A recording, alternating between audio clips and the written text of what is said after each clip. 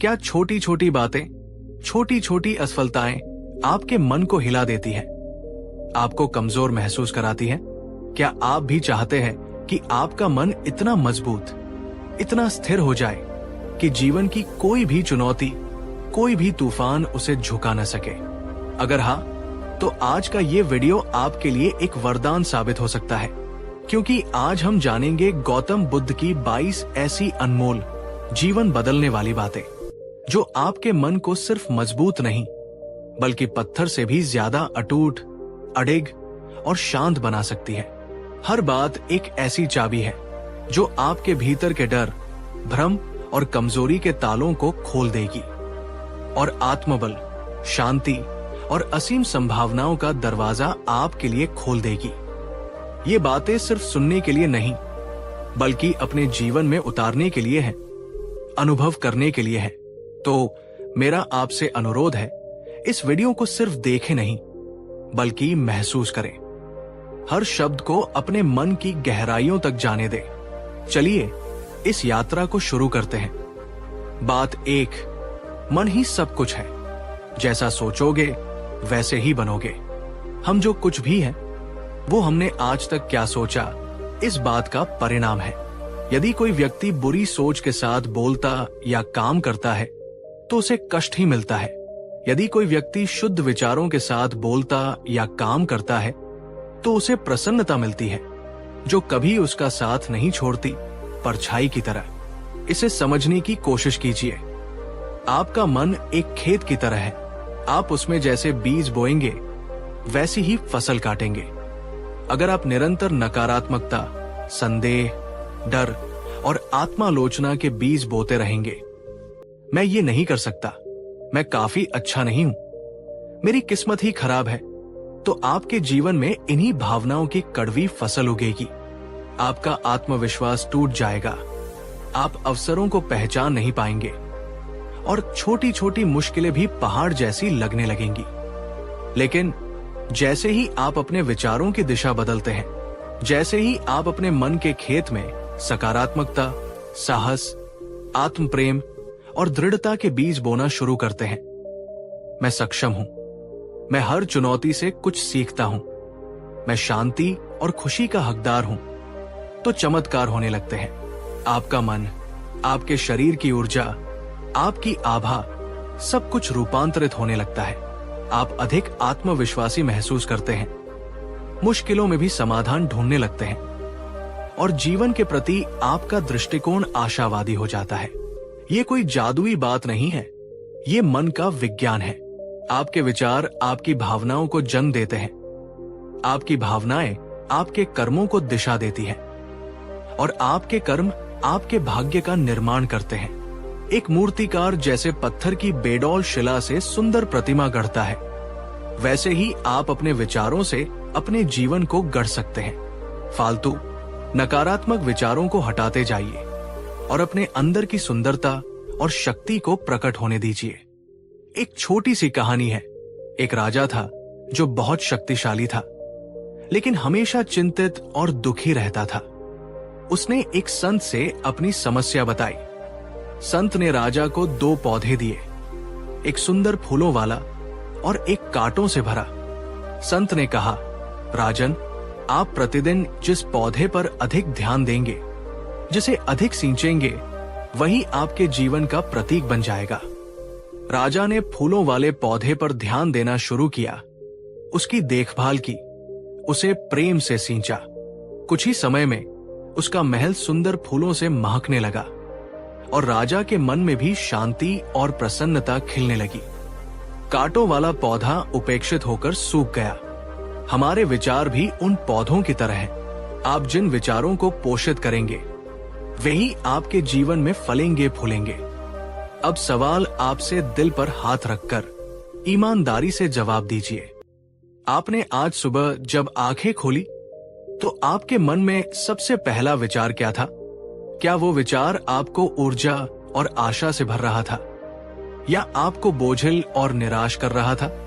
पूरे दिन में आपके मन में किस तरह के विचार अधिक घूमते हैं? क्या वे आपके मित्र हैं या आपके शत्रु? अपने विचारों के प्रति जागरूक होना, उन्हें पहचानना, ये मन को मजबूत बनाने की दिशा में पहला कदम है। नीचे कमेंट में हमें जरूर बताएं, आप आज से अपने मन के बगीचे में कौन सा एक नया सकारात्मक और शक्तिशाली विचार हर रोज हर पल सींचने का संकल्प लेते हैं। लिखिए और उस संकल्प को अपने जीवन का हिस्सा बनाइए। याद रखिए, आपका मन आपका सबसे बड़ा मित्र भी बन सकता है और सबसे बड़ा शत्रु भी। चुनाव आपका है। बात दो, जिसने अपने मन को जीत लिया उसने सबसे बड़ी जीत पाई। हजारों लड़ाइयों में हजारों व्यक्तियों पर विजय पाना उतना महान नहीं है जितनी महानता स्वयं पर विजय पाने में है। वास्तव में वही सबसे बड़ा विजेता है जिसने स्वयं को जीत लिया हो। हम अक्सर बाहरी दुनिया में जीत हासिल करने की कोशिश करते हैं, धन दौलत, पद प्रतिष्ठा, दूसरों पर अधिकार।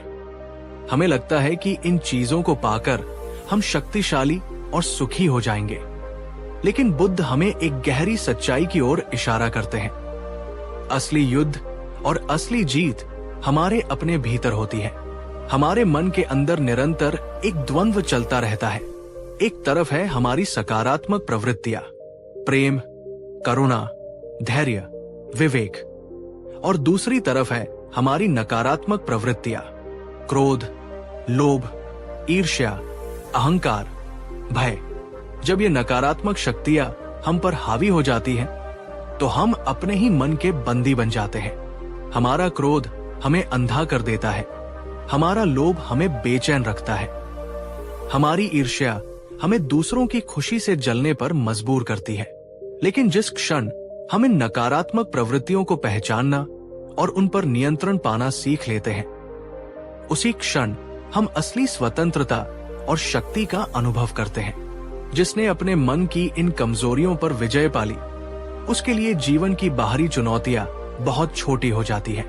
वो शांत, स्थिर और अटूट बन जाता है। एक प्रेरक प्रसंग है, एक महान योद्धा जिसने अपने जीवन में अनगिनत युद्ध जीते थे और बड़े बड़े साम्राज्यों को धूल चटाई थी, बुद्ध की शरण में आया। उसके चेहरे पर विजय का अहंकार था, लेकिन आंखों में एक अजीब सी अशांति भी थी। उसने बुद्ध से कहा, भगवान, मैंने दुनिया के सबसे शक्तिशाली शत्रुओं को हराया है, क्या मुझसे भी बड़ा कोई योद्धा है? बुद्ध शांति से मुस्कुराए और पूछा, हे वीर योद्धा, तुमने अवश्य ही अनेक शत्रुओं को पराजित किया होगा, लेकिन क्या तुमने कभी अपने भीतर उठने वाले क्रोध को हराया है? क्या तुमने अपने लोभ पर विजय पाई है? क्या तुमने अपने अहंकार को जीता है? योद्धा निशब्द हो गया। उसके चेहरे का अहंकार पिघल गया और उसकी आंखों में आत्ममंथन की एक नई चमक उभरी। उसे समझ आ गया कि उसने बाहरी दुनिया तो जीत ली, लेकिन अपने भीतर का युद्ध वो अब तक हारता आया था। असली विजय तो आत्मविजय है। ये आत्मविजय एक दिन में हासिल नहीं होती। इसके लिए निरंतर अभ्यास, सजगता और आत्मानुशासन की आवश्यकता होती है। ये अपने विचारों के प्रति जागरूक रहने, अपनी भावनाओं को समझने और उन्हें सही दिशा देने का सतत प्रयास है। अब विचार कीजिए, जब आप गुस्से में होते हैं, जब कोई आपकी आलोचना करता है, जब आपकी कोई इच्छा पूरी नहीं होती, तब क्या आप अपने मन पर नियंत्रण रख पाते हैं या आपकी भावनाएं आपको बहा ले जाती हैं? क्या आप अपने लालच, अपनी ईर्ष्या या अपने डर के आगे घुटने टेक देते हैं? मन को जीतना ही उसे पत्थर सा मजबूत बनाना है। जब बाहरी परिस्थितियां आपको भीतर से हिला न सके, तभी आप सच्चे अर्थों में विजयी होते हैं। कमेंट में साझा करें, आपके मन की सबसे बड़ी चुनौती क्या है जिस पर आप विजय पाना चाहते हैं? क्या वो क्रोध है, भय है या कोई और नकारात्मक भावना? अपनी चुनौती को स्वीकार करना ही जीत की ओर पहला कदम है। बात 3, तुलना मत करो। तुम जैसे हो वैसे ही अद्वितीय और संपूर्ण हो। मन की एक और बहुत बड़ी कमजोरी जो उसे अंदर से खोखला करती रहती है, वो है दूसरों से अपनी तुलना करना। बुद्ध ने इस मानवीय प्रवृत्ति को बहुत गहराई से समझा और कहा, दूसरों से अपनी तुलना करना बंद करो। सूर्य और चंद्रमा की कोई तुलना नहीं, वे अपने अपने समय पर चमकते हैं। हर फूल अपनी तरह से खिलता है, हर व्यक्ति का अपना मार्ग, अपनी गति और अपनी नियति होती है। तुलना एक ऐसा मानसिक रोग है जो हमें कभी संतुष्ट नहीं होने देता। हम हमेशा किसी और को देखते हैं और सोचते हैं, उसके पास मुझसे ज्यादा पैसा है, वो मुझसे ज्यादा सफल है, उसका जीवन मुझसे बेहतर है, मैं उसके जैसा क्यों नहीं हूं। जब आप लगातार दूसरों से अपनी तुलना करते हैं तो आप या तो हीन भावना से ग्रस्त हो जाते हैं या अहंकार से भर जाते हैं। दोनों ही स्थितियां मन की कमजोरी और अशांति का प्रतीक है, क्योंकि जब आप किसी और जैसा बनने की कोशिश करते हैं या किसी और से बेहतर दिखने की होड़ में लग जाते हैं तो आप अपने असली स्वरूप से, अपनी आंतरिक क्षमताओं से, अपनी अद्वितीयता से दूर हो जाते हैं। एक पल के लिए अपनी आंखें बंद करके सोचिए, पिछली बार कब आपने किसी सोशल मीडिया पोस्ट को देखकर या किसी मित्र की सफलता के बारे में सुनकर अपने मन में ये तुलनात्मक विचार पाया था, उसके पास ये सब है, मेरे पास क्यों नहीं, वो मुझसे कितना आगे निकल गया है। एक मजबूत मन ये जानता है कि हर व्यक्ति एक अनूठा बीज है जिसमें खिलने की अपनी अलग क्षमता और अपना अलग समय है। आम का बीज कभी सेब नहीं बन सकता और सेब का बीज कभी आम नहीं। दोनों अपने अपने स्वरूप में मूल्यवान हैं। आपका जीवन आपकी अपनी यात्रा है, आपकी अपनी कहानी है। इसे दूसरों की कहानी से तुलना करके फीका मत पड़ने दीजिए। हर रात सोने से पहले एक छोटी सी डायरी में या अपने मन में ही कम से कम 3 ऐसी बातें लिखिए या सोचिए जो आप में विशेष है, जिनके लिए आप खुद पर गर्व महसूस करते हैं। ये बातें कितनी भी छोटी क्यों न हो, ये आपकी अपनी खूबियों को पहचानने और अपनी अद्वितीयता का सम्मान करने में मदद करेगा। बात 4, जो वर्तमान में जीता है वही सच्चा जीवन जीता है। अतीत पर ध्यान मत दो, भविष्य के लिए सपने मत देखो, अपने मन को वर्तमान क्षण पर केंद्रित करो। अतीत जा चुका है, वो अब नहीं है, उसे बदला नहीं जा सकता। भविष्य अभी आया नहीं है, वो अनिश्चित है। केवल वर्तमान ही वो क्षण है जिसमें जीवन वास्तव में घटित हो रहा है।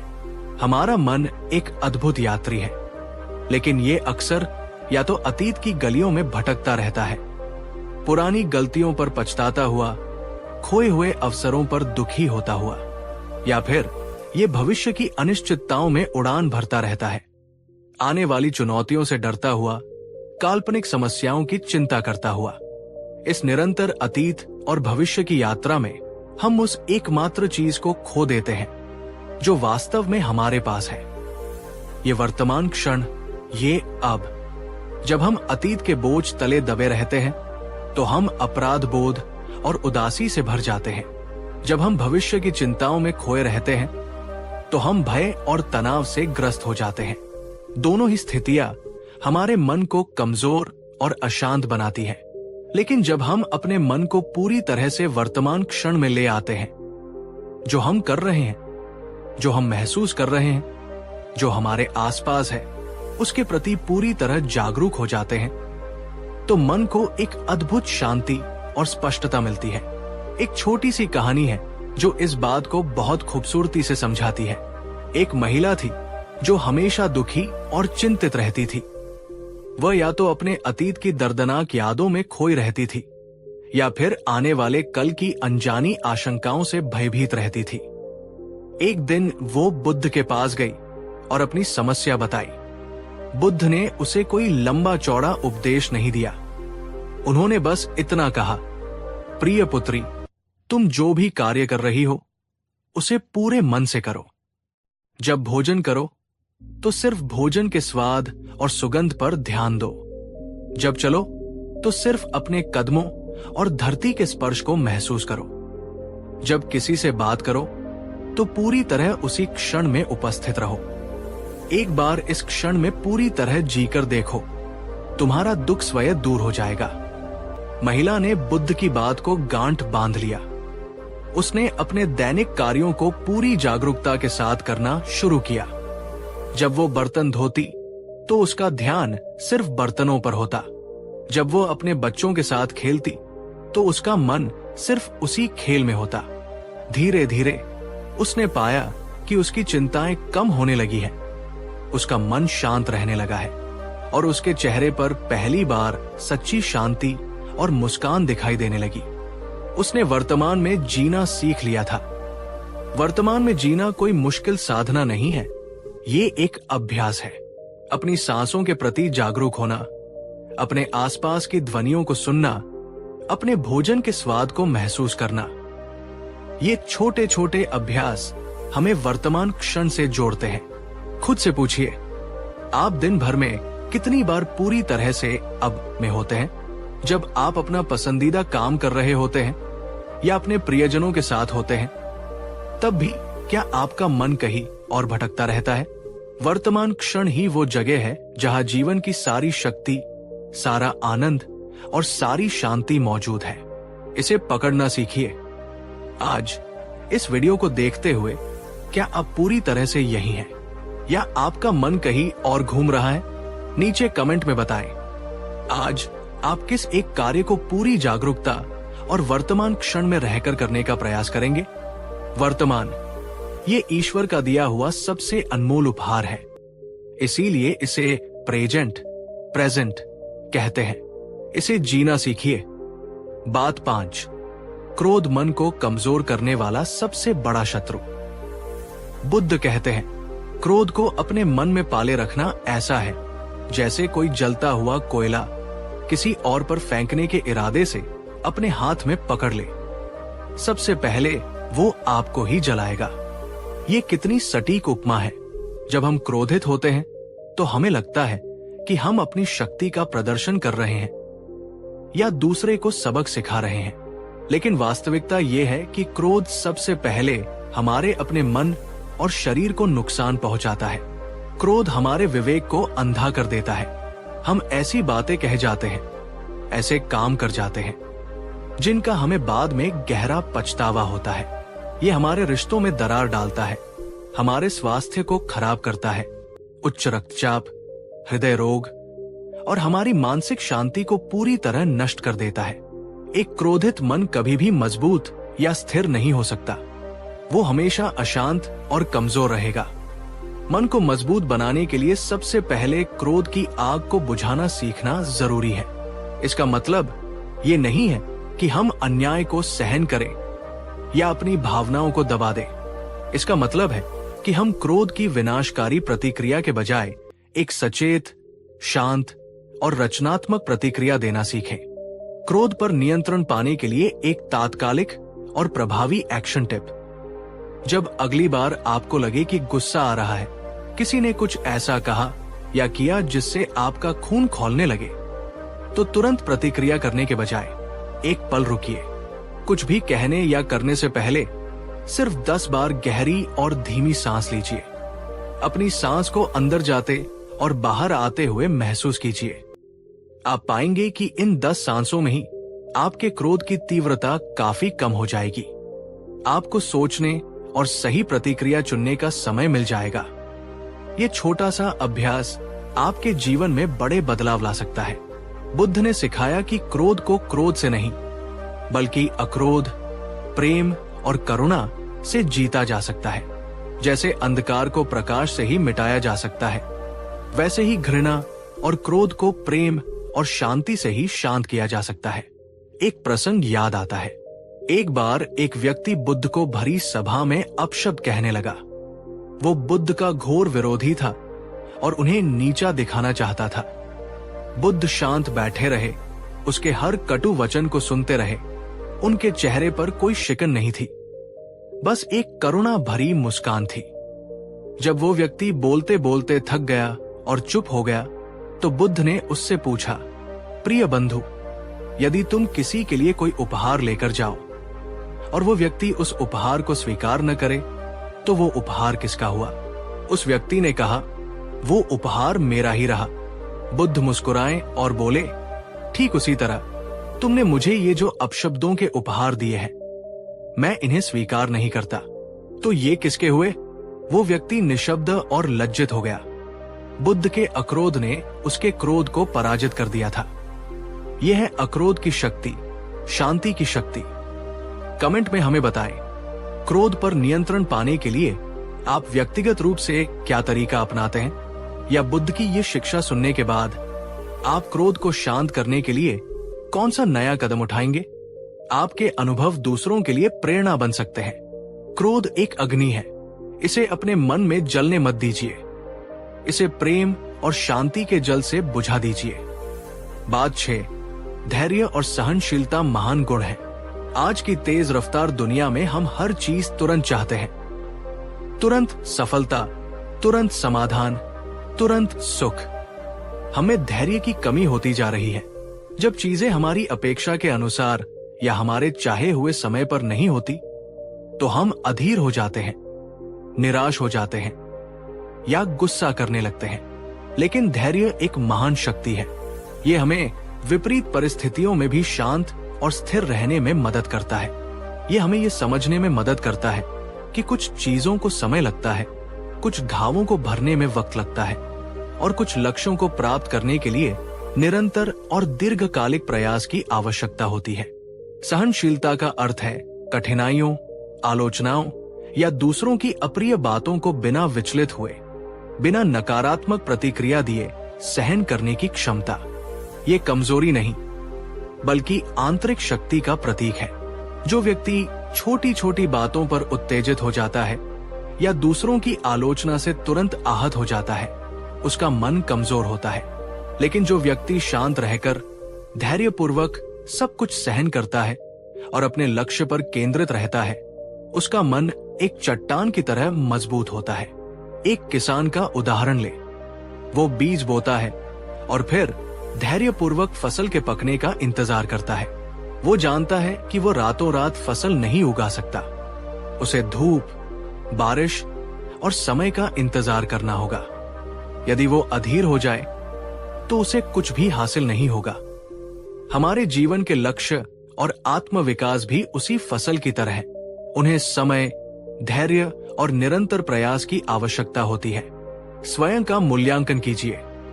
जब आपके जीवन में कोई बाधा आती है या जब आपको किसी चीज के लिए लंबा इंतजार करना पड़ता है तो आपकी क्या प्रतिक्रिया होती है? क्या आप धैर्य खो देते हैं और निराश हो जाते हैं, या आप शांति और दृढ़ता के साथ उस समय का सामना करते हैं? धैर्य और सहनशीलता का अभ्यास आपके मन को एक ऐसा अजेय दुर्ग बना देगा जिसे कोई भी कठिनाई भेद नहीं सकेगी। नीचे कमेंट में हमें बताएं आपके जीवन का कोई ऐसा अनुभव जब आपके धैर्य और सहनशीलता की परीक्षा हुई हो और आपने सफलतापूर्वक उसका सामना किया हो। आपकी कहानी दूसरों को भी प्रेरित करेगी। धैर्य एक कड़वा पौधा है पर उसका फल हमेशा मीठा होता है। बात 7, लोभ मन को बांधने वाली अदृश्य जंजीर। बुद्ध ने हमें मन को कमजोर और अशांत करने वाले एक और शक्तिशाली शत्रु से सावधान किया, और वो है लोभ या तृष्णा। वे कहते हैं, इच्छाएं ही सभी दुखों की जड़ है। जिसने अपनी इच्छाओं और तृष्णाओं को त्याग दिया, जिसने संतोष को अपना लिया, वही वास्तव में सबसे अमीर और सबसे सुखी है। हमारा मन एक अतृप्त प्यास की तरह है। एक इच्छा पूरी होती है तो 10 नई इच्छाएं जन्म ले लेती है। हम हमेशा कुछ और, कुछ बेहतर, कुछ ज्यादा पाने की दौड़ में लगे रहते हैं। अधिक धन, अधिक संपत्ति, अधिक प्रसिद्धि, अधिक सुख सुविधाएं, अधिक इंद्रिय भोग। ये निरंतर चाहिए, चाहिए और चाहिए की भावना हमारे मन को कभी शांत नहीं होने देती। हम हमेशा एक प्रकार की कमी, एक प्रकार की बेचैनी महसूस करते रहते हैं। ये लोभ एक अदृश्य जंजीर की तरह है जो हमारे मन को बांधे रखता है और उसे कभी स्वतंत्र और हल्का महसूस नहीं होने देता। मन तब कमजोर होता है जब वो बाहरी चीजों और उपलब्धियों में अपनी खुशी और सुरक्षा ढूंढता है, क्योंकि बाहरी चीजें अस्थायी होती हैं। वे कभी भी हमसे छिन सकती है, और जब वे छिन जाती है या जब हमारी इच्छाएं पूरी नहीं होती तो हम गहरे दुख और निराशा में डूब जाते हैं। लेकिन जब हम अपनी जरूरतों और इच्छाओं के बीच अंतर करना सीख लेते हैं, जब हम जो हमारे पास है उसमें संतोष पाना सीख लेते हैं, जब हम सादा जीवन और उच्च विचार के महत्व को समझ लेते हैं, तब हमारा मन असीम शक्ति और स्वतंत्रता का अनुभव करता है। एक सरल अभ्यास जो आप आज से ही शुरू कर सकते हैं। हर दिन कम से कम एक ऐसी चीज के लिए सच्चे दिल से कृतज्ञता और संतोष महसूस करने की आदत डालिए जो आपके पास पहले से मौजूद है। यह आपका स्वास्थ्य हो सकता है, आपके प्रियजनों का साथ हो सकता है, आपके सिर पर छत हो सकती है, या प्रकृति की कोई सुंदर देन हो सकती है। जब आप जो आपके पास है उसके लिए आभारी होना शुरू करते हैं, तो जो आपके पास नहीं है उसकी लालसा अपने आप कम होने लगती है। बुद्ध हमें इच्छाओं का पूरी तरह दमन करने के लिए नहीं कहते, बल्कि उनके प्रति अनासक्ति, नॉन अटैचमेंट का भाव विकसित करने के लिए कहते हैं। कर्म करो, प्रयास करो, लेकिन फल की चिंता में या उसे पाने के लोभ में अपने मन की शांति को भंग मत करो। कल्पना कीजिए, एक बंदर है जो एक छोटे मुंह वाले बर्तन में रखे चनों को पकड़ने के लिए अपना हाथ डालता है। वो मुट्ठी भर चने पकड़ लेता है, लेकिन अब उसकी मुट्ठी बर्तन के मुंह से बाहर नहीं निकल पाती। अगर वो चने छोड़ दे तो उसका हाथ आसानी से बाहर आ जाएगा, लेकिन लोभ के कारण वो चने नहीं छोड़ना चाहता और इस तरह वो फंसा रहता है। हमारी इच्छाएं भी उन चनों की तरह हैं। जब तक हम उनसे चिपके रहेंगे, हमारा मन फंसा रहेगा, अशांत रहेगा। जैसे ही हम उन्हें छोड़ने को तैयार होते हैं, हमारा मन मुक्त और हल्का हो जाता है। आज इस क्षण आप किस एक चीज के लिए सच्चे दिल से आभारी और संतुष्ट महसूस कर रहे हैं, उसे नीचे कमेंट में साझा कीजिए। आइए हम सब मिलकर कृतज्ञता और संतोष की एक लहर पैदा करें। संतोष सबसे बड़ा धन है। इसे अपने मन में स्थापित कीजिए और आपका मन किसी भी बाहरी प्रलोभन से कमजोर नहीं पड़ेगा। बात 8, कर्म के नियम को समझो और अच्छे बीज बो।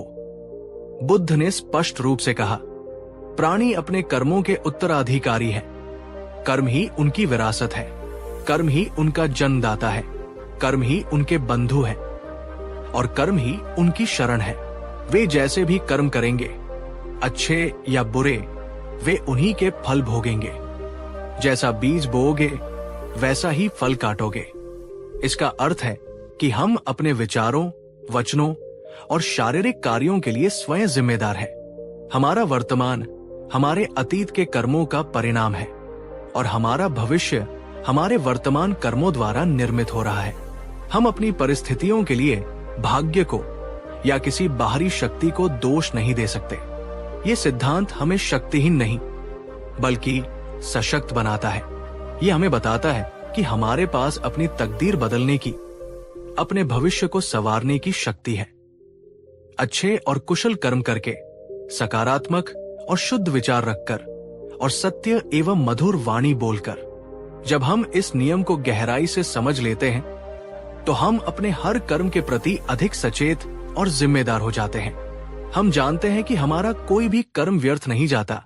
हर छोटा बड़ा कर्म अपना फल अवश्य देता है, चाहे आज, कल या भविष्य में। ये समझ हमें बुरे कर्मों से बचने और अच्छे कर्मों को करने के लिए प्रेरित करती है।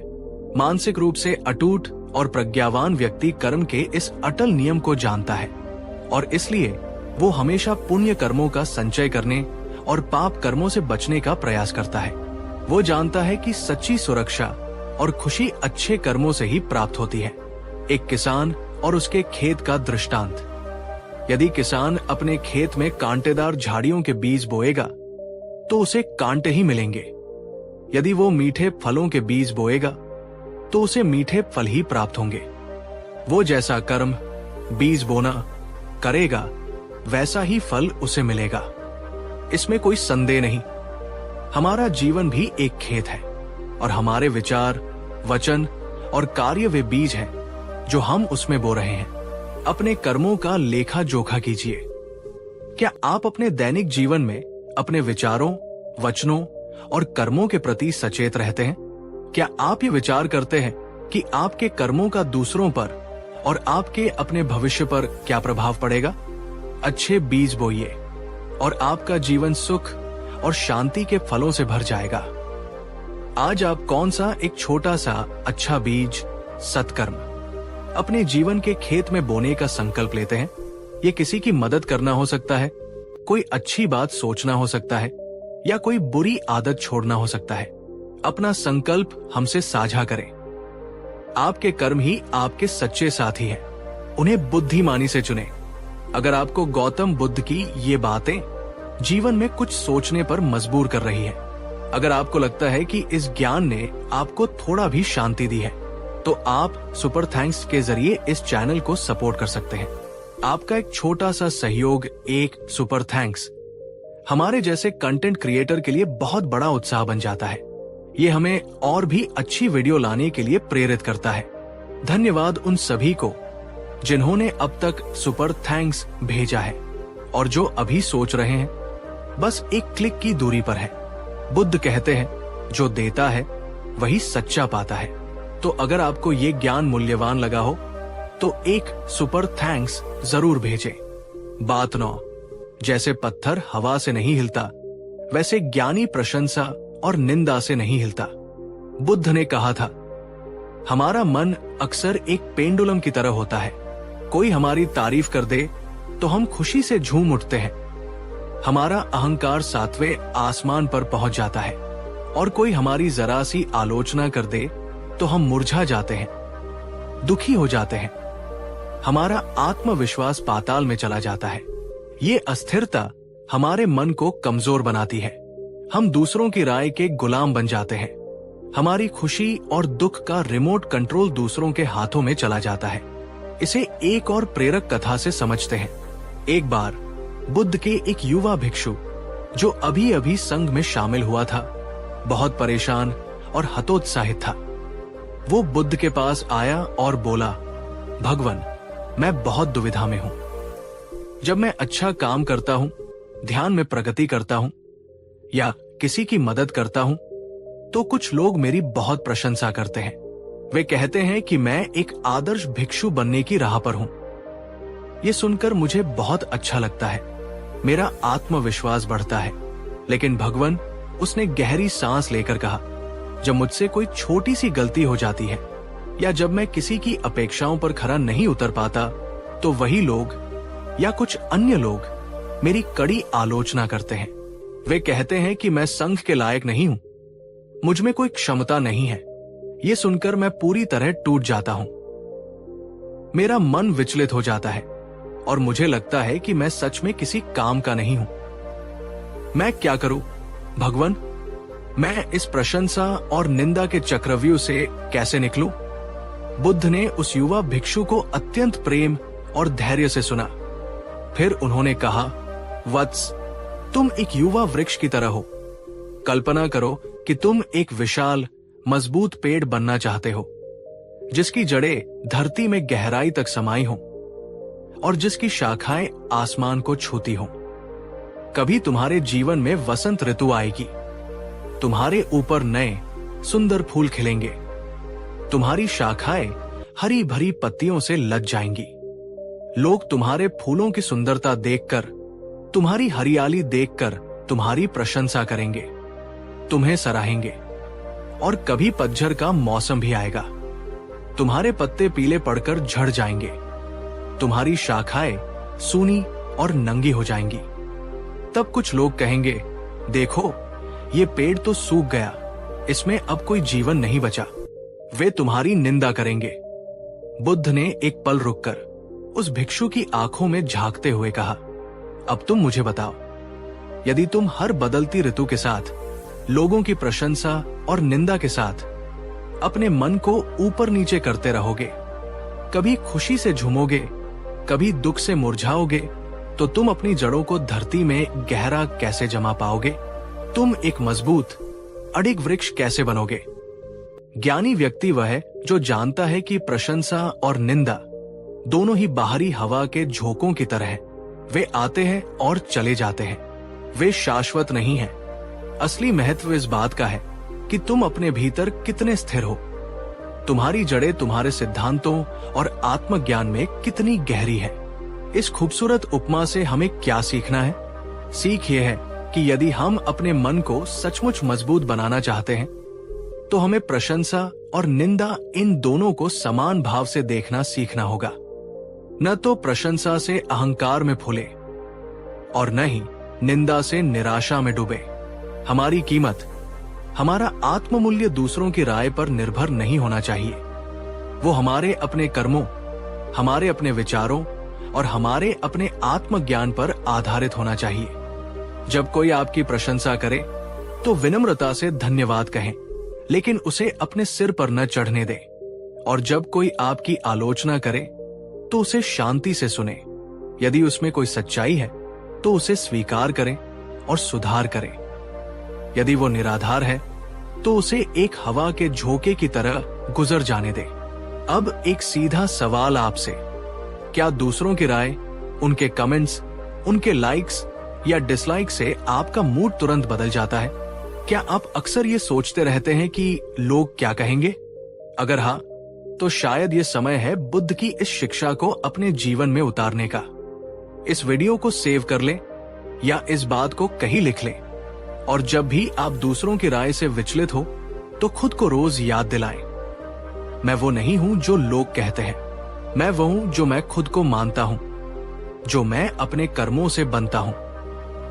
बात 10, स्वयं अपने दीपक बनो, अपनी शरण स्वयं बनो। अप दीपो भव, हे आनंद, स्वयं अपने दीपक बनो। स्वयं अपनी शरण में रहो, किसी और की शरण में मत जाओ। धर्म को अपना दीपक बनाओ, धर्म को अपनी शरण बनाओ, किसी और शरण की तलाश मत करो। इसका गहरा अर्थ है आत्मनिर्भरता, आत्मविश्वास और अपनी आंतरिक प्रज्ञा पर भरोसा। बुद्ध हमें ये सिखा रहे थे कि हमारी मुक्ति, हमारी शांति, हमारी खुशी का स्रोत हमारे बाहर नहीं, बल्कि हमारे भीतर ही है। हम अक्सर अपनी समस्याओं के समाधान के लिए, अपने मार्गदर्शन के लिए या अपनी भावनात्मक जरूरतों के लिए दूसरों पर निर्भर रहते हैं। गुरु, मित्र, परिवार या कोई बाहरी शक्ति, ये निर्भरता हमें कमजोर बनाती है। जब वे लोग या परिस्थितियां बदल जाती हैं, तो हम असहाय और दिशाहीन महसूस करने लगते हैं। लेकिन बुद्ध कहते हैं कि तुम्हारे अंदर ही ज्ञान का प्रकाश है, तुम्हारे अंदर ही सत्य का अनुभव करने की क्षमता है।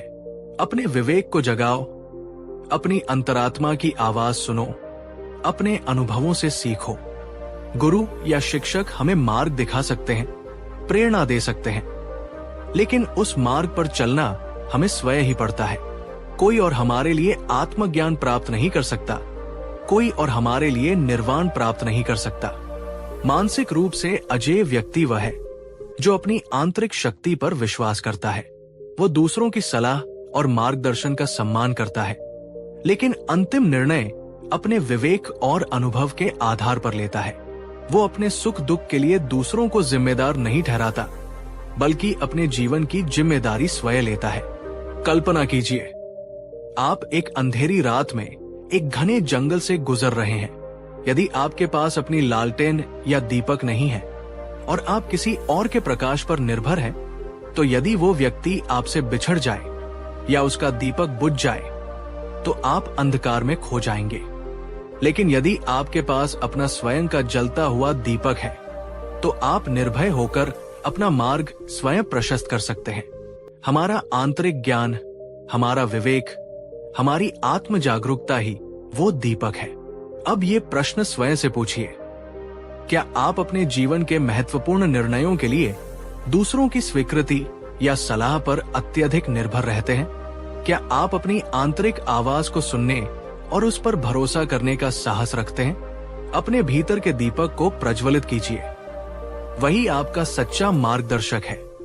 नीचे कमेंट में लिखें, मैं स्वयं अपना प्रकाश हूं। इस कथन को सिर्फ लिखें नहीं, बल्कि इसे महसूस करें, इसे अपने जीवन का मूल मंत्र बनाएं। यह आपको असीम आत्मबल प्रदान करेगा। आपकी शक्ति आपके भीतर है, उसे पहचानिए और उस पर विश्वास कीजिए।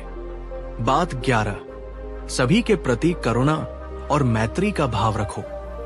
जैसे एक मां अपने प्राणों की बाजी लगाकर भी अपने इकलौते पुत्र की रक्षा करती है, उसी प्रकार सभी जीवित प्राणियों के प्रति, चाहे वे छोटे हो या बड़े, दृश्य हो या अदृश्य, निकट हो या दूर, उत्पन्न हुए हो या उत्पन्न होने वाले हो, असीम मैत्री और करुणा का भाव रखो। ये सिर्फ एक सुंदर विचार नहीं है, ये एक शक्तिशाली मानसिक अभ्यास है। जब हम अपने हृदय में सभी के प्रति बिना किसी भेदभाव के प्रेम और सहानुभूति का भाव विकसित करते हैं, तो हमारा अपना मन ईर्ष्या, द्वेष, क्रोध और भय जैसी संकीर्ण और विनाशकारी भावनाओं से मुक्त होने लगता है। करुणा का अर्थ है दूसरों के दुख को गहराई से महसूस करना और उसे दूर करने की सक्रिय इच्छा रखना। मैत्री का अर्थ है दूसरों की खुशी और कल्याण की कामना करना। जब हम इन भावनाओं को अपने जीवन का केंद्र बनाते हैं, तो हमारा मन विशाल और उदार हो जाता है। हम स्वयं को दूसरों से अलग नहीं, बल्कि जुड़ा हुआ महसूस करते हैं। ये जुड़ाव हमें असीम आंतरिक शक्ति प्रदान करता है। एक करुणावान हृदय कभी भी कमजोर नहीं हो सकता, क्योंकि वह प्रेम की अजेय शक्ति से ओतप्रोत होता है। एक बार देवदत्त, जो बुद्ध के चचेरे भाई थे और उनसे ईर्ष्या करते थे, ने बुद्ध को मारने के लिए एक पागल हाथी नालगिरी को उनके मार्ग में छोड़ दिया।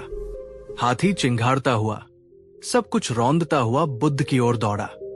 बुद्ध के शिष्य भयभीत होकर भागने लगे, लेकिन बुद्ध शांत और अविचलित खड़े रहे। उन्होंने अपनी मैत्री और करुणा की असीम ऊर्जा उस पागल हाथी की ओर प्रवाहित की। जैसे ही हाथी बुद्ध के समीप पहुंचा, बुद्ध की शांत और प्रेममयी उपस्थिति का उस पर ऐसा प्रभाव हुआ कि उसका सारा क्रोध शांत हो गया। वो बुद्ध के चरणों में शांत होकर बैठ गया, जैसे कोई पालतू पशु अपने स्वामी के समक्ष हो। ये थी मैत्री और करुणा की अजेय शक्ति। जब हम दूसरों के प्रति कठोरता या उदासीनता का भाव रखते हैं, तो हम सबसे पहले अपने ही मन को संकुचित और दुखी करते हैं। लेकिन जब हम प्रेम और करुणा का विस्तार करते हैं, तो हमारा अपना मन खिल उठता है, जैसे वसंत में फूल।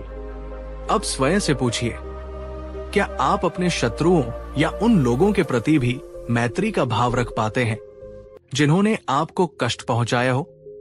क्या आप दुनिया के हर जीव के कल्याण की कामना करते हैं, या आपकी सहानुभूति कुछ चुनिंदा लोगों तक ही सीमित है?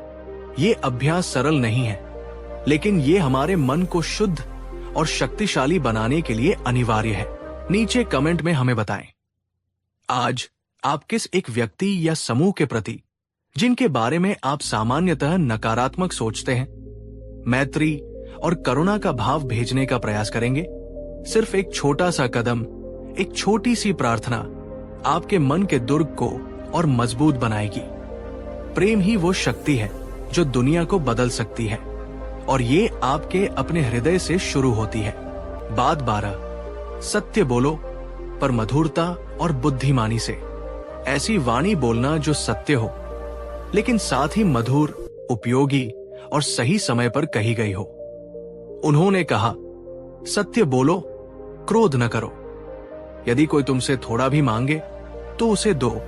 इन 3 बातों से तुम देवताओं के समीप जा सकते हो। और एक अन्य स्थान पर कड़वे वचन मत बोलो, क्योंकि वे तुम्हें ही वापस चोट पहुंचाएंगे। क्रोधपूर्ण बहसें केवल बुराई को बढ़ाती है। सत्य बोलना निस्संदेह एक महान गुण है, लेकिन सत्य को कहने का तरीका भी उतना ही महत्वपूर्ण है। यदि हमारा सत्य किसी को अनावश्यक पीड़ा पहुंचाता है, किसी का अपमान करता है या रिश्तों में कड़वाहट घोलता है, तो वो सत्य भी अपनी सार्थकता खो देता है।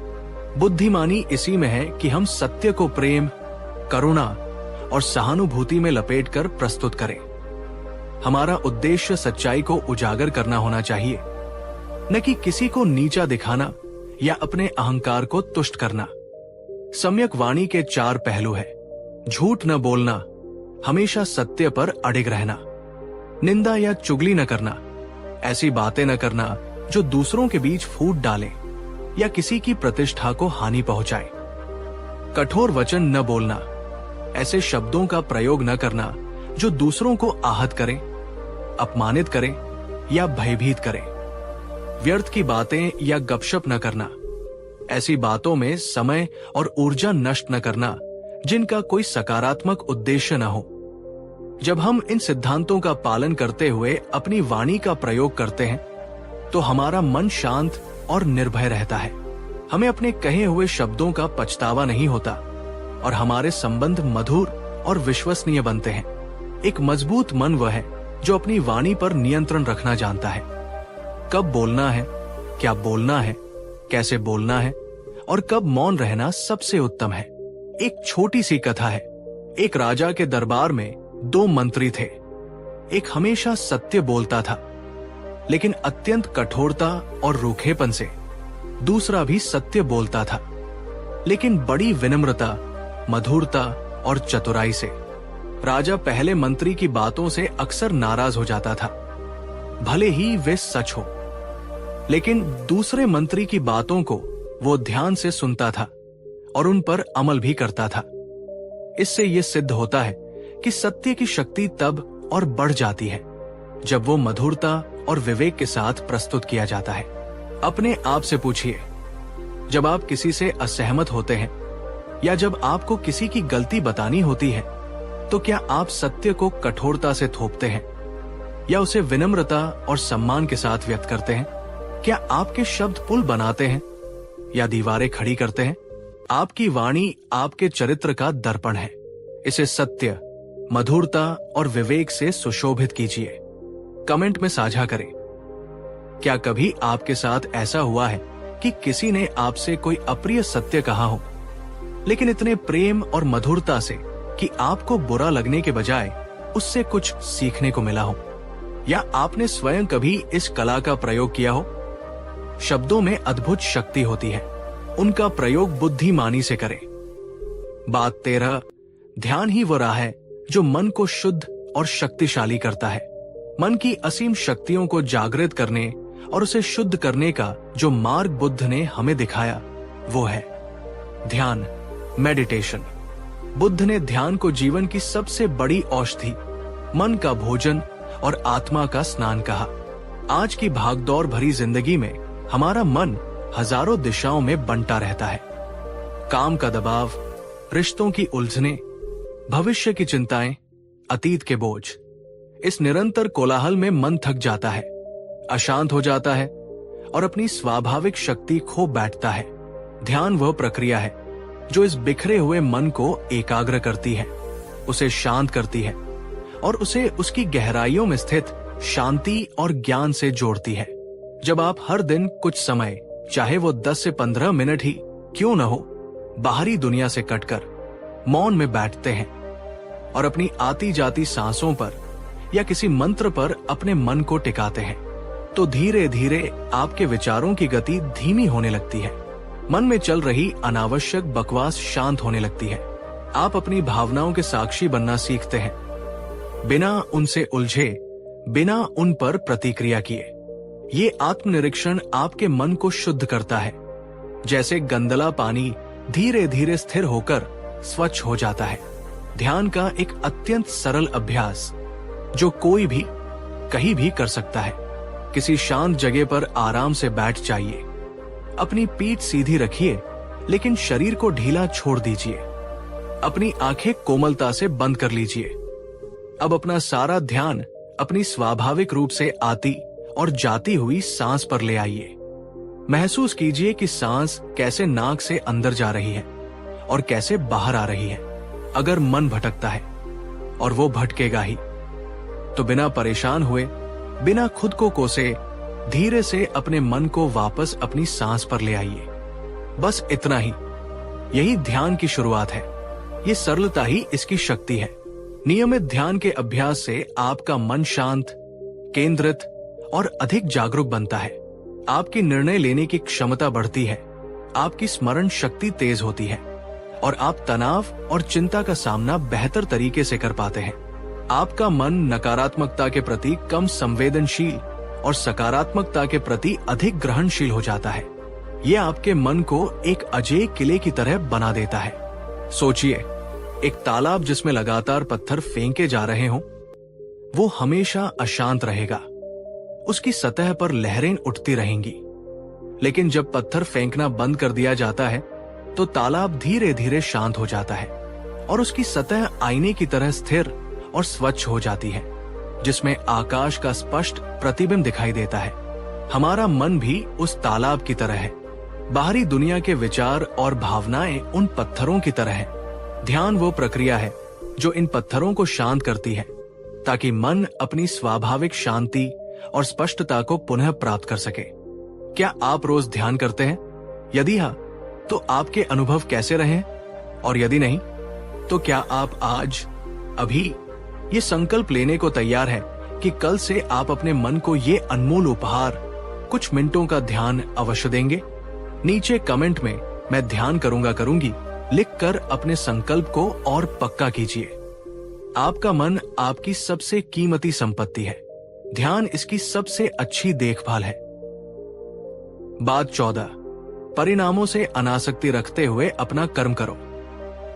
हम अक्सर अपने कर्मों के परिणामों से बहुत ज्यादा जुड़ जाते हैं।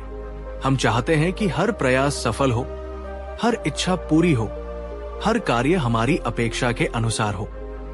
और जब ऐसा नहीं होता तो हम निराश, दुखी या क्रोधित हो जाते हैं। ये आसक्ति हमारे मन को कमजोर और अस्थिर बनाती है। अनासक्ति का अर्थ ये नहीं है कि हम लक्ष्यहीन हो जाएं या प्रयास करना छोड़ दें। इसका अर्थ है कि हम अपना पूरा ध्यान, अपनी पूरी ऊर्जा अपने कर्म पर केंद्रित करें, उसे पूरी ईमानदारी और क्षमता से करें।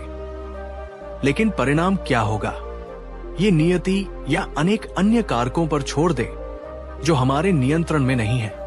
जैसे एक किसान बीज बोता है, खेत को सींचता है, उसकी देखभाल करता है, ये उसका कर्म है। फसल अच्छी होगी या नहीं, ये मौसम, मिट्टी और अन्य कई बातों पर निर्भर करता है। बुद्धिमान किसान अपना कर्म करता है और परिणाम को स्वीकार करता है। उसी प्रकार हमें भी अपने जीवन के हर क्षेत्र में अपने कर्म पर ध्यान देना चाहिए, न कि केवल उसके संभावित फल पर। जब हम फल की चिंता से मुक्त होकर कर्म करते हैं तो हमारा मन शांत, केंद्रित और अधिक कुशल होता है। हम प्रक्रिया का आनंद ले पाते हैं, न कि सिर्फ परिणाम का इंतजार करते रहते हैं। मानसिक रूप से अटूट व्यक्ति वह है जो जानता है कि उसका नियंत्रण केवल अपने प्रयासों पर है, परिणामों पर नहीं। इसलिए वो सफलता में अहंकार नहीं करता और असफलता में हताश नहीं होता। वो हर अनुभव से सीखता है और आगे बढ़ता रहता है। एक उदाहरण, एक तीरंदाज अपना पूरा ध्यान लक्ष्य पर साधने, धनुष को सही ढंग से खींचने और तीर को सही समय पर छोड़ने में लगाता है। एक बार तीर कमान से निकल गया तो उसका नियंत्रण समाप्त हो जाता है। हवा का रुख, लक्ष्य की दूरी और अनेक अन्य बातें परिणाम को प्रभावित कर सकती है। सच्चा तीरंदाज अपने कौशल पर ध्यान केंद्रित करता है, परिणाम पर नहीं। अपने जीवन में देखिए, क्या आप अक्सर अपने प्रयासों के परिणामों को लेकर अत्यधिक चिंतित रहते हैं? क्या असफलता का डर आपको नए प्रयास करने से रोकता है? क्या सफलता आपको अभिमानी बना देती है? अनासक्ति का अभ्यास आपके मन को इन द्वंद्वों से मुक्त करेगा और उसे एक अजेय शांति प्रदान करेगा। नीचे कमेंट में हमें बताएं, जीवन के किस क्षेत्र में आप परिणामों से अनासक्ति का अभ्यास सबसे ज्यादा करना चाहेंगे? क्या वह आपका करियर है, आपके रिश्ते हैं या कोई व्यक्तिगत लक्ष्य? कर्मण्येवाधिकारस्ते मा फलेषु कदाचन, ये सूत्र आपके मन को असीम शक्ति देगा। बात 15, छोटी छोटी बातों में खुशी ढूंढना सीखो। हम अक्सर बड़ी बड़ी खुशियों का इंतजार करते रहते हैं। कोई बड़ी सफलता, कोई बड़ा धन लाभ या कोई बड़ा सपना पूरा होना, और इस इंतजार में हम अपने आसपास बिखरी हुई छोटी छोटी सहज खुशियों को नजरअंदाज कर देते हैं। बुद्ध ने हमें सचेतनता, माइंडफुलनेस और कृतज्ञता के माध्यम से जीवन के हर क्षण में, हर छोटी चीज में आनंद और सौंदर्य देखने की शिक्षा दी। उन्होंने कहा, खुशी कोई मंजिल नहीं बल्कि यात्रा का एक तरीका है। जो वर्तमान क्षण में सचेत है, जो अपने पास मौजूद चीजों के लिए आभारी है, वही सच्चा सुखी है। सुबह की पहली किरण, पक्षियों का मधुर कलरव, एक खिले हुए फूल की सुंदरता, किसी बच्चे की निश्चल मुस्कान, एक कप गर्म चाय की चुस्की, किसी प्रियजन का स्नेहपूर्ण स्पर्श या बस अपनी सांसों का शांत प्रवाह, ये सब खुशियों के छोटे छोटे झरने हैं जो हमारे जीवन में निरंतर बहते रहते हैं। लेकिन हमारा मन या तो अतीत के पछतावों में उलझा रहता है या भविष्य की चिंताओं में। इसलिए हम इन सहज उपलब्ध खुशियों को देख ही नहीं पाते, महसूस ही नहीं कर पाते। मानसिक रूप से मजबूत और शांत व्यक्ति वह है जो बड़ी खुशियों की प्रतीक्षा किए बिना अपने दैनिक जीवन की छोटी छोटी नेमतों में आनंद ढूंढना सीख लेता है। वो जानता है कि खुशी कोई बाहरी वस्तु नहीं जिसे हासिल किया जाए, बल्कि एक आंतरिक अवस्था है जिसे विकसित किया जाए। जब हम छोटी छोटी बातों के लिए कृतज्ञ होते हैं, जब हम हर अनुभव को पूरी जागरूकता के साथ जीते हैं, तो हमारा मन सकारात्मकता और संतोष से भर जाता है। एक कहानी है, एक धनी व्यक्ति था जो हमेशा दुखी और असंतुष्ट रहता था। उसने एक संत से पूछा, गुरुदेव, मेरे पास सब कुछ है, फिर भी मैं खुश क्यों नहीं हूं? संत उसे एक बगीचे में ले गए और कहा, इस बगीचे में हजारों सुंदर फूल खिले हैं। तुम किसी एक फूल पर अपना ध्यान केंद्रित करो, उसकी हर पंखुड़ी को देखो, उसकी सुगंध को महसूस करो, उसके रंग की गहराई को समझो। धनी व्यक्ति ने ऐसा ही किया। कुछ देर बाद जब संत लौटे तो उन्होंने देखा कि उस व्यक्ति के चेहरे पर एक अद्भुत शांति और प्रसन्नता थी। संत ने कहा, देखो, खुशी तुम्हारे चारों ओर बिखरी पड़ी है, बस उसे देखने और महसूस करने वाली दृष्टि चाहिए। अपने जीवन में झांकिए। क्या आप अक्सर छोटी छोटी चीजों को नजरअंदाज कर देते हैं, ये सोचकर कि वे महत्वपूर्ण नहीं है? क्या आप जीवन की आपाधापी में अपने आसपास की सुंदरता और सहज खुशियों को भूल जाते हैं? आज से हर दिन कम से कम 3 ऐसी छोटी चीजों को खोजने का प्रयास करें जो आपको खुशी या कृतज्ञता का एहसास कराएं। उन्हें अपनी डायरी में लिखें या बस मन में उनके लिए धन्यवाद दें। नीचे कमेंट में हमें बताएं, आज की कौन सी एक छोटी सी बात या अनुभव ने आपके चेहरे पर मुस्कान या आपके दिल में खुशी का संचार किया। आइए हम सब अपनी छोटी छोटी खुशियां साझा करें और इस सकारात्मक ऊर्जा को फैलाएं। खुशी का खजाना आपके चारों ओर है, बस उसे पहचानने वाली आंखें और महसूस करने वाला दिल चाहिए। बात 16, दूसरों की सेवा में सच्चा सुख है। बुद्ध की शिक्षाओं का एक महत्वपूर्ण संदेश है कि सच्ची और स्थायी खुशी स्वयं के लिए कुछ पाने या इकट्ठा करने में नहीं, बल्कि दूसरों के लिए कुछ करने, उनकी निस्वार्थ सेवा करने में है। उन्होंने सिखाया, हजारों मोमबत्तियां एक ही मोमबत्ती से जलाई जा सकती है और उस मोमबत्ती का जीवन कम नहीं होता। खुशी बांटने से कभी कम नहीं होती, बल्कि बढ़ती है। जब हम केवल अपने स्वार्थों, अपनी इच्छाओं और अपनी समस्याओं में ही उलझे रहते हैं, तो हमारा मन संकुचित और बोझल हो जाता है। लेकिन जब हम अपने मैं से ऊपर उठकर दूसरों के दुख दर्द को समझते हैं, उनकी जरूरतों को पूरा करने का प्रयास करते हैं और बिना किसी अपेक्षा के उनकी मदद करते हैं, तो हमारे मन में एक अद्भुत शांति, संतोष और सार्थकता का भाव उत्पन्न होता है। सेवा का अर्थ केवल बड़ा दान देना या कोई बड़ा सामाजिक कार्य करना ही नहीं है। किसी दुखी व्यक्ति को सांत्वना के 2 शब्द कहना, किसी जरूरतमंद को अपना थोड़ा सा समय देना, किसी गिरे हुए को उठाना, किसी भूखे को भोजन कराना या बस किसी के चेहरे पर मुस्कान लाना, ये सब सेवा के ही विभिन्न रूप हैं। जब हम दूसरों की सेवा करते हैं तो हम अपने अहंकार को कम करते हैं, अपने मन को ईर्ष्या और प्रतिस्पर्धा जैसी नकारात्मक भावनाओं से मुक्त करते हैं और अपने भीतर करुणा और सहानुभूति जैसे दैवीय गुणों को विकसित करते हैं। ये हमारे मन को न केवल मजबूत बनाता है, बल्कि उसे पवित्र और उदात्त भी बनाता है। मानसिक रूप से अटूट और प्रज्ञावान व्यक्ति जानता है कि हम सब एक दूसरे से जुड़े हुए हैं और दूसरों की खुशी में ही हमारी अपनी खुशी निहित है। एक बोध कथा है, स्वर्ग और नर्क में भोजन की बड़ी बड़ी दावतें आयोजित की गई। दोनों जगह स्वादिष्ट व्यंजन परोसे गए, लेकिन एक शर्त थी, खाने वालों को बहुत लंबे लंबे चमचों से खाना था, इतने लंबे कि वे चम्मच से भोजन उठाकर अपने मुंह तक नहीं ले जा सकते थे। नर्क में सभी लोग भूखे और निराश थे, क्योंकि वे अपने लंबे चमचों से भोजन अपने मुंह में डालने की कोशिश कर रहे थे, और असफल हो रहे थे। वे एक दूसरे से लड़ कर रहे थे, लेकिन स्वर्ग में सभी लोग प्रसन्न और तृप्त थे। जानते हैं क्यों? क्योंकि वे अपने लंबे चमचों से भोजन उठाकर एक दूसरे को खिला रहे थे। उन्होंने समझ लिया था कि दूसरों की मदद करने में ही उनका अपना हित है। अपने जीवन में विचार कीजिए, क्या आप नियमित रूप से दूसरों की मदद या सेवा के लिए कुछ समय निकालते हैं? क्या आप दूसरों के दुख को देखकर सचमुच द्रवित होते हैं और उनकी सहायता करने की प्रेरणा महसूस करते हैं? दूसरों के जीवन में सकारात्मक बदलाव लाने का प्रयास कीजिए और आप पाएंगे कि आपका अपना जीवन भी सुख, शांति और सार्थकता से भर गया है। आज आप किसी एक व्यक्ति की, चाहे वो परिचित हो या अपरिचित, किस प्रकार निस्वार्थ भाव से मदद कर सकते हैं? एक छोटा सा कदम भी बहुत मायने रखता है। अपने विचार और संकल्प हमसे साझा करें। सेवा परमो धर्मा, ये आपके मन को अजेय शांति और शक्ति प्रदान करेगा। बात 17, शरीर एक नाव की तरह है, इसका ध्यान रखो पर इससे आसक्त मत हो। ये शरीर एक नाव की तरह है जो तुम्हें भवसागर, संसार के पार ले जाने में मदद कर सकता है।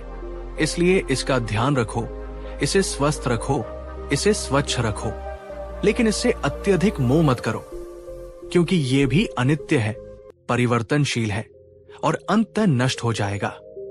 हमारा शरीर वो साधन है जिसके माध्यम से हम इस दुनिया का अनुभव करते हैं, कर्म करते हैं और आध्यात्मिक साधना करते हैं। यदि शरीर अस्वस्थ या कमजोर होगा तो हमारा मन भी प्रभावित होगा और हम अपने लक्ष्यों को प्राप्त करने में कठिनाई महसूस करेंगे। इसलिए संतुलित आहार, नियमित व्यायाम, पर्याप्त नींद और स्वच्छता के माध्यम से शरीर का ध्यान रखना हमारा कर्तव्य है।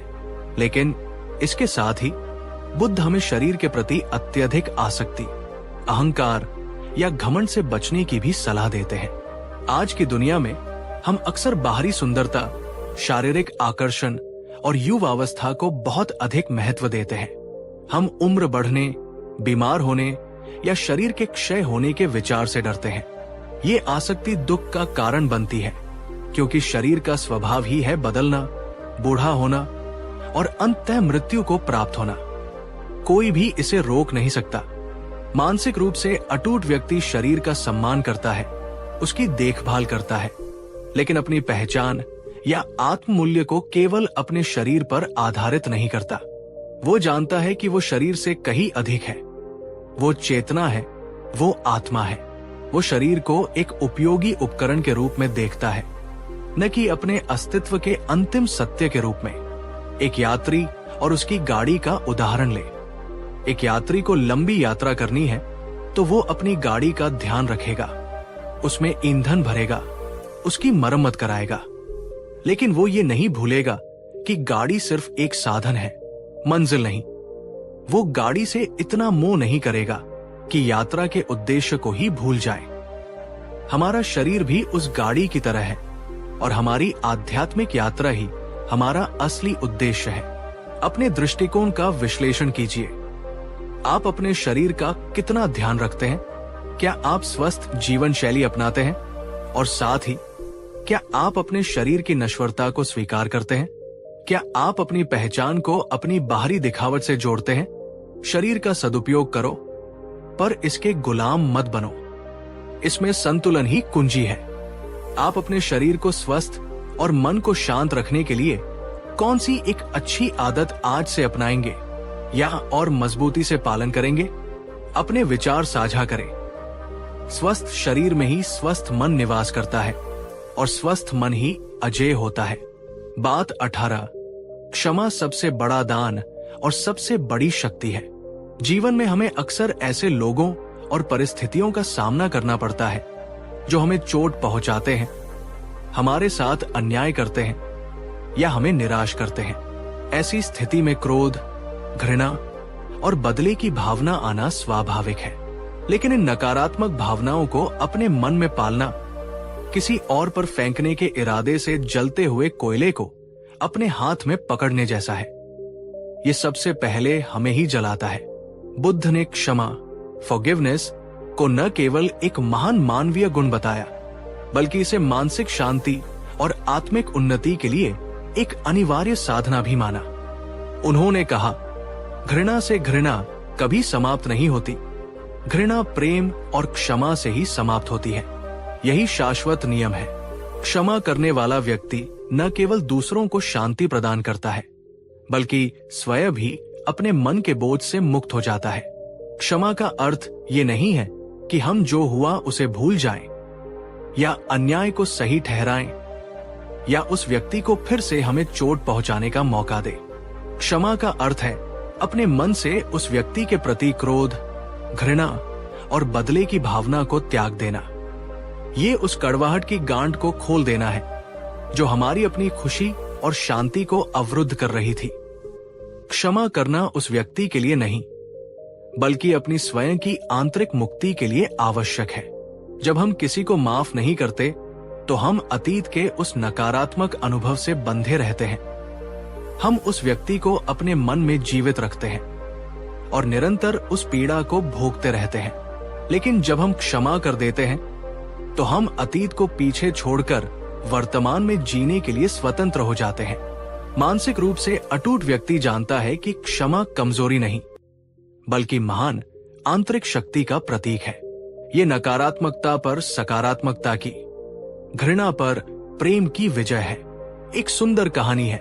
एक साधु थे जिन्हें एक व्यक्ति ने अकारण ही बहुत अपमानित किया और उन्हें शारीरिक कष्ट भी दिया। साधु के शिष्यों में बहुत रोष था। वे उस व्यक्ति को दंड देना चाहते थे, लेकिन साधु शांत रहे। कुछ दिनों बाद जब वो व्यक्ति पश्चाताप करता हुआ साधु से क्षमा मांगने आया, तो साधु ने उसे तुरंत माफ कर दिया, जैसे कुछ हुआ ही न हो।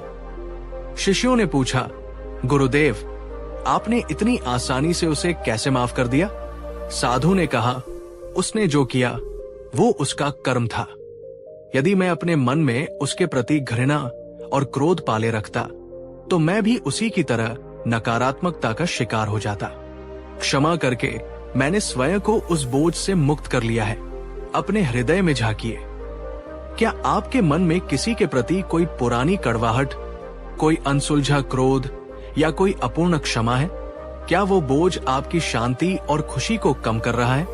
आज उस व्यक्ति को अपने मन में क्षमा करने का साहस कीजिए। ये आपके मन को असीम शांति और हल्कापन देगा। नीचे कमेंट में लिखें, मैं क्षमा को चुनता चुनती हूं। ये सिर्फ एक वाक्य नहीं, आपके मन को शुद्ध और शक्तिशाली बनाने का एक संकल्प होना चाहिए। क्षमा का अमृत पीजिए और अपने मन को घृणा के विष से मुक्त कीजिए। बात 19, अपनी ऊर्जा का सही उपयोग करो। व्यर्थ की चीजों में शक्ति नष्ट न करो। बुद्ध ने सिखाया, अपनी सीमित ऊर्जा को व्यर्थ की बातों, नकारात्मक विचारों और अनुत्पादक कार्यों में नष्ट मत करो। अपनी शक्ति को उन लक्ष्यों की ओर केंद्रित करो जो तुम्हारे और दूसरों के लिए कल्याणकारी हो। हमारे पास हर दिन एक निश्चित मात्रा में मानसिक और शारीरिक ऊर्जा होती है। हम इस ऊर्जा को कैसे खर्च करते हैं, ये हमारे जीवन की गुणवत्ता और हमारी मानसिक मजबूती को निर्धारित करता है। अगर हम अपनी ऊर्जा को अतीत के पछतावों में, भविष्य की व्यर्थ चिंताओं में, दूसरों की निंदा करने में या सोशल मीडिया पर अंतहीन स्क्रॉलिंग में बर्बाद करते हैं, तो हम खुद को थका हुआ, खाली और दिशाहीन महसूस करेंगे। अपने दैनिक जीवन का अवलोकन कीजिए। आपकी अधिकांश ऊर्जा कहाँ खर्च होती है? क्या वे गतिविधियां आपको आपके लक्ष्यों के करीब ले जा रही है या आपको उनसे दूर कर रही है? क्या आप उन चीजों पर अपनी कीमती ऊर्जा लगा रहे हैं जो वास्तव में मायने रखती है? सही प्रयास का अर्थ है अकुशल, बुरे विचारों और आदतों को उत्पन्न होने से रोकना। जो अकुशल विचार या आदतें पहले से मौजूद हैं, उन्हें त्यागना। कुशल, अच्छे विचारों और आदतों को उत्पन्न करना। जो कुशल विचार और आदतें पहले से मौजूद हैं, उन्हें बनाए रखना और विकसित करना। मजबूत मन वाला व्यक्ति अपनी ऊर्जा का मूल्य समझता है। वो उसे एक कीमती संसाधन की तरह बुद्धिमानी से निवेश करता है। वो अपने लक्ष्यों के प्रति केंद्रित रहता है और उन गतिविधियों से बचता है जो उसकी शक्ति को क्षीण करती है। आज अपनी दिनचर्या में से कम एक ऐसी गतिविधि को पहचानें जो आपकी ऊर्जा को अनावश्यक रूप से नष्ट करती है, और एक ऐसी गतिविधि को पहचानें जो आपको ऊर्जावान और उत्पादक महसूस कराती है। पहली को कम करने और दूसरी को बढ़ाने का संकल्प ले। बात 20, दूसरों की गलतियों पर नहीं, अपने कर्मों पर ध्यान दो। दूसरों की गलतियों, उनके किए हुए या न किए हुए कर्मों पर ध्यान मत दो, बल्कि अपने स्वयं के किए हुए और न किए हुए कर्मों पर, अपनी स्वयं की कमियों और सुधारों पर ध्यान केंद्रित करो। हम अक्सर अपना बहुत सारा समय और ऊर्जा दूसरों का मूल्यांकन करने, उनकी आलोचना करने, उनकी कमियां ढूंढने या उनके जीवन में क्या हो रहा है इस पर चर्चा करने में बर्बाद कर देते हैं। इससे न तो हमारा कोई भला होता है और न ही दूसरों का, बल्कि ये हमारे मन में नकारात्मकता, ईर्ष्या और द्वेष को जन्म देता है। जब हम दूसरों की गलतियों पर ध्यान केंद्रित करते हैं तो हम अपने स्वयं के आत्मनिरीक्षण और आत्म सुधार के अवसर से चूक जाते हैं। हमारा ध्यान बाहर की ओर रहता है, भीतर की ओर नहीं। लेकिन बुद्ध हमें एक दूसरा मार्ग दिखाते हैं। अपनी ऊर्जा को अपने भीतर की ओर मोड़ो। देखो कि तुमने क्या सही किया, क्या गलत किया। तुम्हारी कौन सी आदतें तुम्हें आगे बढ़ा रही हैं और कौन सी तुम्हें पीछे खींच रही है। तुम्हें अपने किन विचारों, वचनों और कर्मों में सुधार करने की आवश्यकता है। जब हम इस प्रकार आत्मविश्लेषण और आत्म सुधार में लग जाते हैं तो हमारे पास दूसरों की आलोचना करने या उनकी गलतियों पर ध्यान देने का समय ही नहीं बचता। हमारा मन सकारात्मक और रचनात्मक दिशा में व्यस्त रहता है। मानसिक रूप से अजेय दुर्ग का निर्माण बाहर की दीवारों को मजबूत करने से नहीं, बल्कि भीतर की नींव को सुदृढ़ करने से होता है। और यह तभी संभव है जब हमारा ध्यान अपने स्वयं के विकास पर हो। एक माली का उदाहरण ले। एक बुद्धिमान माली अपना सारा ध्यान अपने बगीचे के पौधों की देखभाल करने, उन्हें सींचने, खरपतवार हटाने और उन्हें फलने फूलने में मदद करने पर लगाता है। वो पड़ोसी के बगीचे में क्या हो रहा है इसकी चिंता में अपना समय बर्बाद नहीं करता। परिणाम स्वरूप उसका अपना बगीचा सुंदर और फलदायी होता है। हमें भी अपने मन के बगीचे का उसी प्रकार ध्यान रखना चाहिए। ये प्रश्न आपके लिए। आप दिन भर में कितना समय दूसरों के बारे में सोचने या बात करने में बिताते हैं और कितना समय अपने स्वयं के विचारों, भावनाओं और कर्मों का विश्लेषण करने में। अपना ध्यान सही जगह पर केंद्रित कीजिए और आपका मन स्वतः ही शांत और शक्तिशाली होता जाएगा। आज से जब भी आपका मन दूसरों की आलोचना या उनके जीवन में ताकझांक करने की ओर जाए तो सचेत रूप से उसे रोककर अपना ध्यान अपने स्वयं के किसी सकारात्मक गुण या सुधार के क्षेत्र पर लाने का प्रयास करें। इस छोटे से बदलाव का बड़ा असर होगा। नीचे कमेंट में बताएं कि क्या आप ये प्रयास करेंगे। अपनी नाव स्वयं खींचिए, दूसरों की नाव की चिंता छोड़िए। बात 21, अनासक्ति ही सच्ची स्वतंत्रता है। जिस प्रकार कमल का पत्ता जल में रहते हुए भी जल से गीला नहीं होता, उसी प्रकार ज्ञानी व्यक्ति संसार में रहते हुए भी सांसारिक आसक्तियों से लिप्त नहीं होता। आसक्ति ही दुख का मूल है और अनासक्ति ही सच्ची स्वतंत्रता और परम शांति का द्वार है। हम अक्सर चीजों से, लोगों से, अपनी पहचान से, अपनी मान्यताओं से बहुत गहराई से जुड़ जाते हैं, उनसे चिपक जाते हैं। हमें लगता है कि ये चीजें हमें सुरक्षा और खुशी देंगी, लेकिन जब ये चीजें बदलती हैं या हमसे दूर हो जाती है और परिवर्तन ही संसार का नियम है, तो हम गहरे दुख, भय और निराशा का अनुभव करते हैं। अनासक्ति का अर्थ उदासीनता या स्नेहीनता नहीं है। इसका अर्थ है प्रेम करना पर मोह न करना, चीजों का उपयोग करना पर उनका गुलाम न बनना, जीवन के हर अनुभव को पूरी तरह जीना पर उससे बंध न जाना, ये समझना कि सब कुछ अनित्य है, परिवर्तनशील है और अंततः हमारे नियंत्रण से बाहर है। यही अनासक्ति का आधार है। जब हम इस सत्य को स्वीकार कर लेते हैं तो हम चीजों को उनके स्वाभाविक रूप में आने और जाने देते हैं, बिना उन्हें पकड़ने या रोकने की व्यर्थ कोशिश किए। मानसिक रूप से अटूट और प्रज्ञावान व्यक्ति जानता है कि सच्ची स्वतंत्रता तभी मिलती है जब हम अपनी खुशी को बाहरी परिस्थितियों या व्यक्तियों पर निर्भर नहीं करते, बल्कि उसे अपने भीतर ही खोजते हैं। एक पक्षी का उदाहरण ले। एक पक्षी आकाश में स्वतंत्र रूप से उड़ता है। वो किसी एक डाल से बंधा नहीं रहता। वो एक वृक्ष पर बैठता है, कुछ देर विश्राम करता है और फिर आगे उड़ जाता है। यदि वह किसी एक डाल से अत्यधिक आसक्त हो जाए तो उसकी उड़ान बाधित हो जाएगी, उसकी स्वतंत्रता छिन जाएगी। हमारा मन भी उस पक्षी की तरह होना चाहिए। संसार में रहे पर उससे बंधे नहीं। अपने जीवन में आसक्तियों को पहचानिए।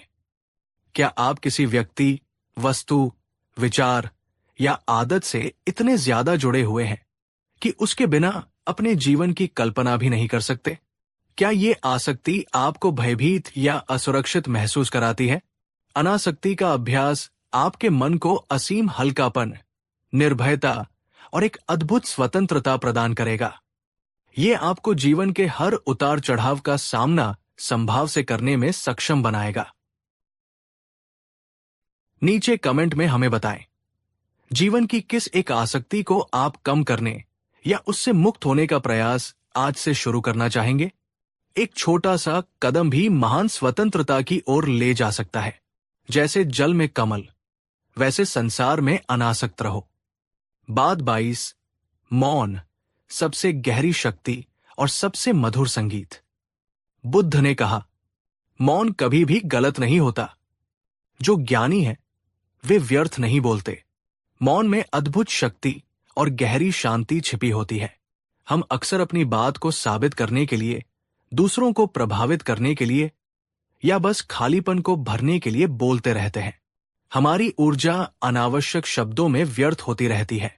लेकिन जब आप अंदर से मजबूत और आत्मविश्वासी होते हैं तो आपको हर चीज का जवाब शब्दों से देने की जरूरत महसूस नहीं होती। आपका मौन, आपकी शांति, आपकी स्थिरता, यही आपकी सबसे बड़ी शक्ति बन जाती है। मौन सिर्फ बाहरी चुप्पी नहीं है, ये मन की आंतरिक शांति भी है। जब मन विचारों के कोलाहल से शांत हो जाता है, तभी हम अपने भीतर की सच्ची आवाज, अपनी अंतरात्मा की आवाज सुन पाते हैं। मौन में ही हमें गहरे सत्य और अंतर्दृष्टि प्राप्त होती है। ये हमें दूसरों को बेहतर ढंग से सुनने और समझने का अवसर भी देता है। जब हम चुप रहकर दूसरों को ध्यान से सुनते हैं तो हम उनके शब्दों के पीछे छिपी भावनाओं और जरूरतों को समझ पाते हैं, जिससे हमारे रिश्ते और भी गहरे और सार्थक बनते हैं। मौन का एक छोटा सा अभ्यास। दिन में कम से कम एक बार सिर्फ 5 मिनट के लिए सचेत रूप से मौन रहने का अभ्यास कीजिए। इस दौरान न तो किसी से बात कीजिए और न ही अपने मन में कोई बातचीत चलने दीजिए।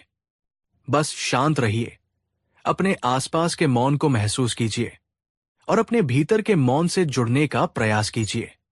ये छोटा सा अभ्यास आपके मन को अद्भुत शांति और गहरी मजबूती प्रदान करेगा।